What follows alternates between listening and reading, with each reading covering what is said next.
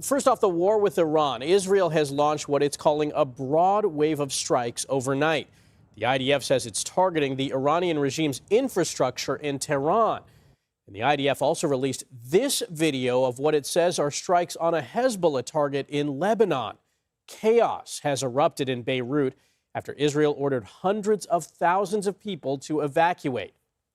And President Trump says he must have a role in choosing Iran's next leader, calling the son of the late Ayatollah Ali Khamenei unacceptable. Yesterday, Trump told reporters he's happy with how the operation is going. The United States military, together with the wonderful Israeli partners, continues to totally demolish the enemy far ahead of schedule and at levels that people have never seen before. And yesterday, the House voted down a resolution meant to limit President Trump from taking further military action in Iran. The measure failed in a 212 to 219 vote. 4 Democrats voted against the resolution, and 2 Republicans voted for it. And CBS News has exclusively learned that Iran appeared to surveil the center in Kuwait, where 6 American service members were later killed.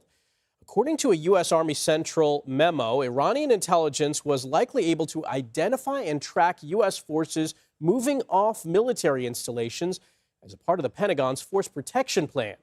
CBS News foreign correspondent Ramy Inocencio is tracking the latest on the conflict from our London bureau. Ramy, good morning. So tell us, where does the fighting stand this morning, and can the Gulf states sustain a potentially prolonged military conflict? Michael, yes, good morning. 2 very important questions on this day 7. First off, with Lebanon, the health ministry has just updated that death toll to at least 123 people killed since Monday. People we've been seeing have been fleeing their homes. Some have had to sleep on streets, in their cars, or in parks because they'd left so quickly. And all this is happening after Israel's military said that it did launch, as you said, a broad wave of strikes on Beirut overnight. The IDF even specified that it launched 26 waves of strikes, and the focus was on Beirut's southern suburbs. Again, this is where that stronghold of Hezbollah is. The IDF said that it hit command centers and a storage site for drones. Now, with Iran, more than 100 people have now been reported killed, in addition to what's been reported. This happened in the past 24 hours. The death toll now there, at least 1,332, according to Iran's Red Crescent. In Tehran, the focus of most of these strikes, several massive explosions were felt overnight. Local reports say that the east and the south are being targeted in particular. And again, a reminder, eastern Tehran is home to the headquarters of the Iran Revolutionary Guard Corps. Now, as to your other question, as for whether Gulf states can keep fending off Iranian drones and missiles, and we have been seeing reports that Saudi Arabia, Qatar, and Bahrain have been fending them off over the past several hours.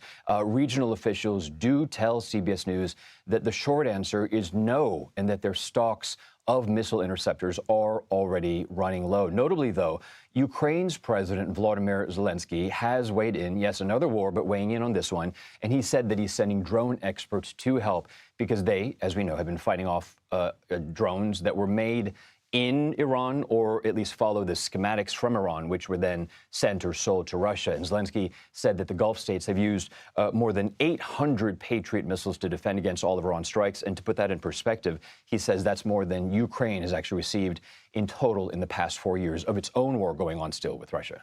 And Ramy, I want to ask about this. President Trump says he wants to be involved in deciding the future of Iran.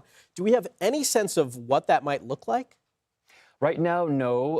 A lot of words here, a lot of wishes happening coming from President Trump. But what he did say is that he has a good idea of who that could be. But a reminder, even just days ago, he admitted that anyone who they thought might be the next best candidate were all killed in the earliest or the first strikes when the Ayatollah was also killed. But in terms of him having a say, this is something Iran's clerics really would almost certainly not agree to. He's also said that the U.S. and Israel intend to go in and clean out everything. And if we look at that, that really is a hint that perhaps they're really talking about regime change finally to end this war. Here's more. We also urge Iranian diplomats around the world to request asylum and to help us shape a new and better Iran with great potential. It's a country with great potential. The United States will ensure that whoever leads the country next, Iran will not threaten America or its neighbors, Israel, anybody. So it's believed the son of late Ayatollah Mojtaba Khamenei is a front runner and he is a hardliner. But the president has said earlier that he is a lightweight and he wants someone who would bring harmony and peace to Iran. Michael. All right, Ramy Inocencio in London, thank you.